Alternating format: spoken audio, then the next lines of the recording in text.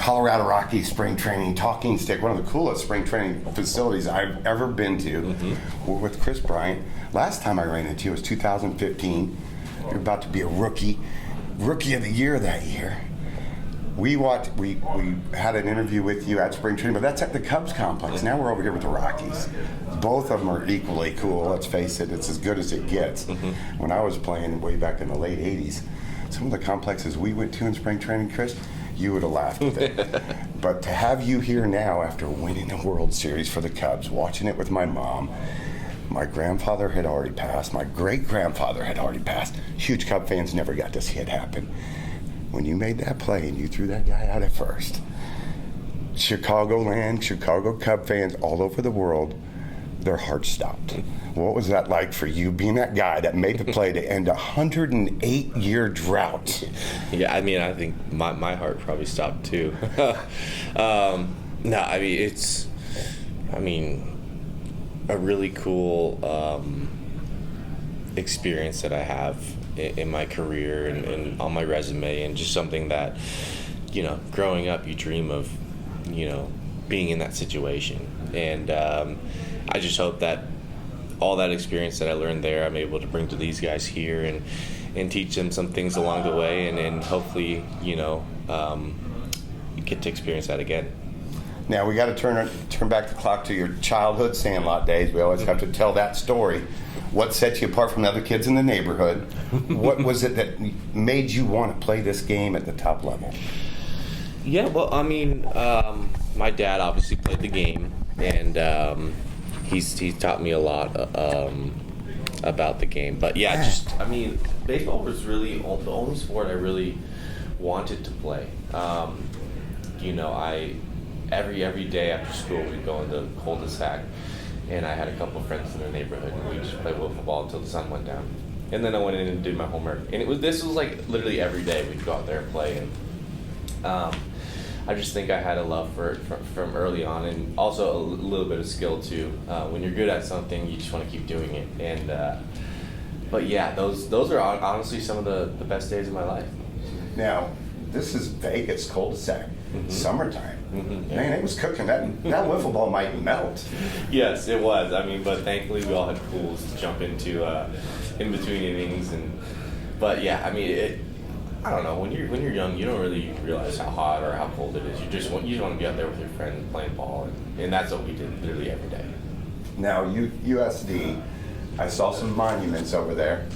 Man, you had a college career that's pretty incredible. And there are some KBs up there at some really peculiar spots. I went and saw this ballpark where you play college ball, and there's these KBs. One's on the left center foul pole. I don't know how far away that is from home plate, but man, that's a shot. And one's on the dorm, and it's right center. It's like, this dude was hitting bombs all over the field. That year, you hit 31 home runs. 200 and some kind of NCAA Division I teams didn't hit 31 home runs. You did it by yourself with the brand new BB core bat. Let's talk about that year and how you figured that bat out, because it was a big jump going from the other bats to those. Yeah, for sure. I don't know how they are now, but I mean, I think my freshman year is when they first introduced it, and they were really, really bad.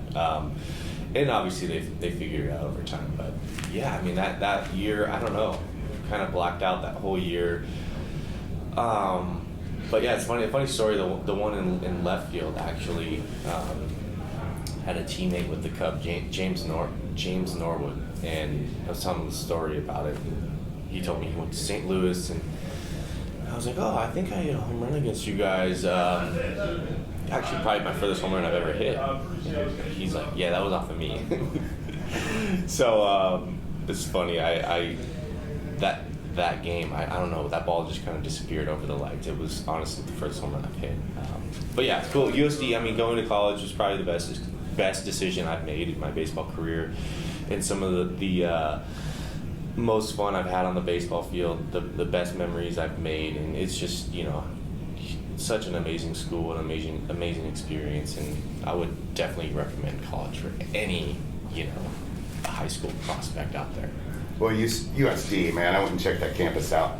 I don't know if there's a more beautiful campus in the United States Yeah. than that one. And being able to play baseball, they're out of Vegas.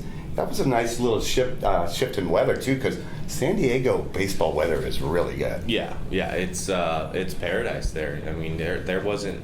I don't know if there was a day where I was really sweating too hard. Yeah, it was perfect. You know, just the beach being so close. I mean, that was a big reason why I wanted to go there. It was close to home. The weather was great. My parents could come down as much as they wanted to watch me play. And the schooling. I mean, one of the top schools in the country. So I can't say enough about USD. Are you pretty happy with the education you got there? Oh my gosh, yeah, it was. You know, obviously I knew I was gonna play baseball after. But just having the opportunity to learn there and to have that in my back pocket, knowing that, I mean, however baseball works out, it's going to be what it is. But I always have that education to fall back on, and that was a big decision why I wanted to go there. And yeah, I mean, can't say enough about it.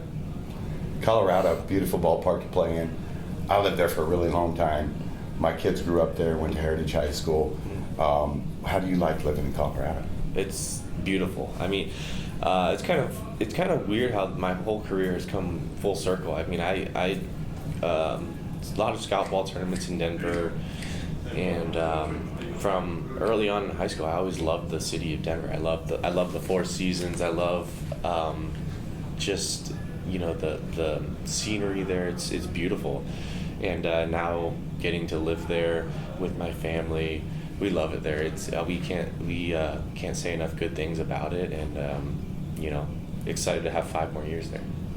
Now, Rookie of the Year, 15. 2016, the Cubbies win the World Series. You're MVP. It's kind of hard to. Where do you go from there? It's like Yeah. You break this drought of 108 years. You're a big part of that, and then it's like, okay, what do we do now? It's kind of a step back after that. Yeah, the expectations are definitely sky high after a couple years like that, but honestly I wouldn't have it any other way. I mean, I play this game a long time, and you dream to have success like that, and whenever it comes, but it's you get to the mountaintop really, really quick, but there's some you fall down the mountain here and there along the way, but all the experiences that I've learned, and it just really are unbelievable, and hopefully this year I can add to it. He's Kris Bryant, Colorado Rocky. Sounds weird to me because the Cub thing, but hey, every player that plays baseball, every day that we get to put on that uniform is a special day. And I want to see Kris Bryant keep playing. What do you guess? And how many more years are we doing that? I'd like to take it day by day. No, but I mean, as long as I'm willing and able, and someone finds me valuable, and I can go out there and perform, then I'll play as long as I can. Kris, thanks so much for being a guest on the Sandlot. Thanks for having me, guys.